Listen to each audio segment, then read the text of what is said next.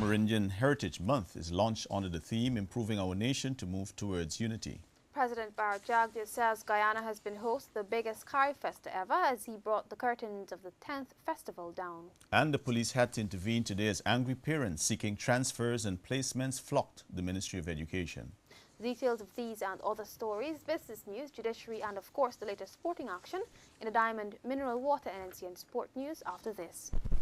Good evening, I am Janelle Prasad. And I'm Paul Moore. For this edition of 6 o'clock news for today, Monday, September 1, 2008. Paul. Thanks, Janelle. After 10 days of creative fusion and cultural exchange, the curtains finally came down on the 10th Caribbean Festival of Arts. Our culture reporter, Shar Dalal, has more on the end of this historical journey.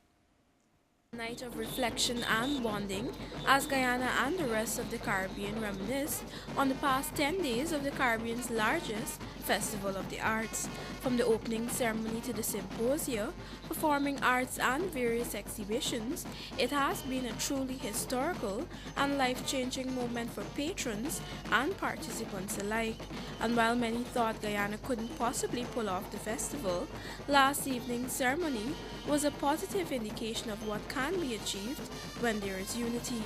Thousands of persons proudly waved the flags of the Caribbean as the delegations paraded along the grounds of the National Stadium, signaling not the closing, but rather the continuation of a magnificent legacy.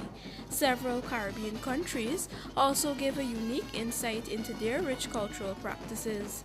This included captivating performances by the energetic Superflies band from Anguilla, elite sky dancers from the British Virgin Islands, and the Masquerade Act from St. Kitts.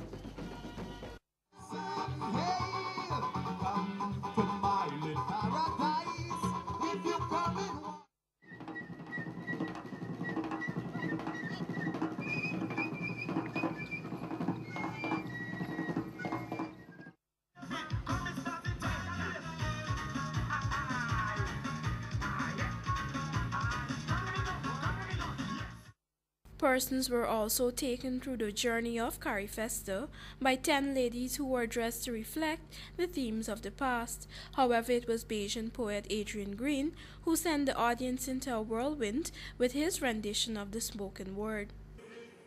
Is a revolutionary piece in the spirit of Gil Scott Heron. But this time the revolution will be televised, just not commercialized, because it's not commercial. It is, however, controversial. So it will never become an advertising jingle nor a #1 Billboard hit single. It's all about bringing power to the people. And as a great poet once said, we can no longer allow ourselves to be sheep. Meanwhile, many were enthusiastic about the past 10 days of activities. I enjoyed the Gale show. I went to Sapphire and the ceremony now is very good. It was good. Guyana has done very well with all the activities and in hosting Carry Festa in 2008. Yes, I've been to a few of them and it's very interesting and educational, and I enjoyed it immensely. It's been nice putting together, looking at the short time which we had to put together. It was good. It is hoped that this Carry Festa will not go down in history as just a talk shop, but a tool of positive change for the Caribbean's cultural sector. Reporting for the 6 o'clock news, I'm Shardin Lal.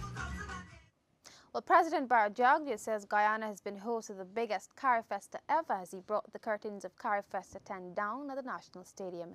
Amidst the waves of Guyana's flags, a rousing audience and energized local and foreign delegations, the president said Guyana has gained significant recognition and exposure. Pamela Binder was there. The closing ceremony, which saw spectacular cultural entertainment by participating countries, served to close Carry Festa 10 by leaving indelible memories for ages to come. The message was reverberated in the president's address as he officially declared Carry Festa 10 closed. He reminisced on the fact that Guyana has gotten insurmountable recognition and benefits. As a nation, we rose to the occasion.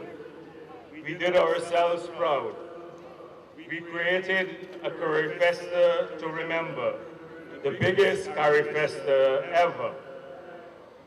According to the Secretariat, more than 500,000 persons attended events held across Guyana over the past 10 days.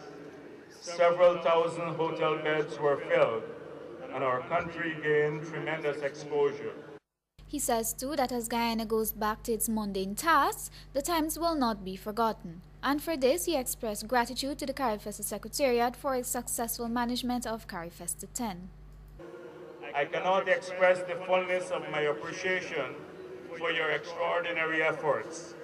You have once again demonstrated that by working together, we can do fantastic things in this country. Guyana is proud of you all. I thank you for your tireless dedication over the months in not just realizing this festival, but making it a grand success. The symbolic CARIFESTA baton was passed to Bahamas last evening as the next country to host CARIFESTA in 2010. CARIFESTA 10 was celebrated under the theme, One Caribbean, One Purpose, Our Culture, Our Life. Reporting for NCN News, I am Pamela Binder. Well, Shardalal now tells us about the baton that has passed on to Bahamas, who now has the responsibility to plan the 11th festival, which will be held in 2010. Bahamian Culture Minister Charles Maynard says his country will have large shoes to fill as Guyana has taken CARIFESTA to a higher level. Culture Minister Dr. Frank Anthony has officially handed over the CARIFESTA scroll to Bahamian Minister of Culture Charles Maynard. Dr. Anthony, who was at the helm of organizing and promoting CARIFESTA 10, recited contents of the scroll at last evening's closing ceremony. As strong as the whirling tide, as intricate as the sky's tapestry of colored clouds, I am CARIFESTA. CARIFESTA, CARIFESTA. Meanwhile, during his acceptance speech, the Bahamian Culture Minister praised the government and people of Guyana for successfully hosting CARIFESTA 10. We have seen the people of Guyana spare no effort to welcome the people of the Caribbean to your beautiful shores. And against the backdrop of your wonderful country, you have provided exciting opportunities and venues for us all to showcase our cultures. I think I can speak for all the visiting delegates and say a special thank you. He says the new CARICOM model of CARIFESTA is geared at promoting cultural industries and has called for the region to lend its support to this vision. Minister Maynard notes that CARIFESTA 10 has succeeded in fostering cultural bonds and forging new alliances and hopes this can be further strengthened the next time around. And in 2010, we are extending a special invitation to the world to come and experience the Caribbean at its best in the Bahamas. NCN spoke to several members of the Bahamian contingent who say they are going back with a wealth of memories to prepare for CARIFESTA 11. I learned a lot by myself, and I'm going to take that and share it with others who weren't here. So, we're going to be ready when you guys come for the next CARIFESTA. Based on our preparations coming here and a lot of reasons why we're here, I feel that when 2010 comes for us to host CARIFESTA, we'll be ready. I don't think it's about a competition, but it's just about seeing what's out there so we'll be able to give back to what Guyana and other countries giving back to us. The initial host country of CARIFESTA 10, the Bahamas, pulled out of the race because of unforeseen circumstances. They will be using Guyana's strategy as a blueprint to plan CARIFESTA 11 to be held in 2010. Reporting for the 6 o'clock news, I'm Shardalal. Still to come, NCN understands that the security measures put in place at the Army since the disappearance of the 30 AK-47s have been somewhat relaxed. And later, regional dignitaries dubbed the just concluded Caribbean Festival of Arts an incredible learning experience. But first, these messages. Stay tuned.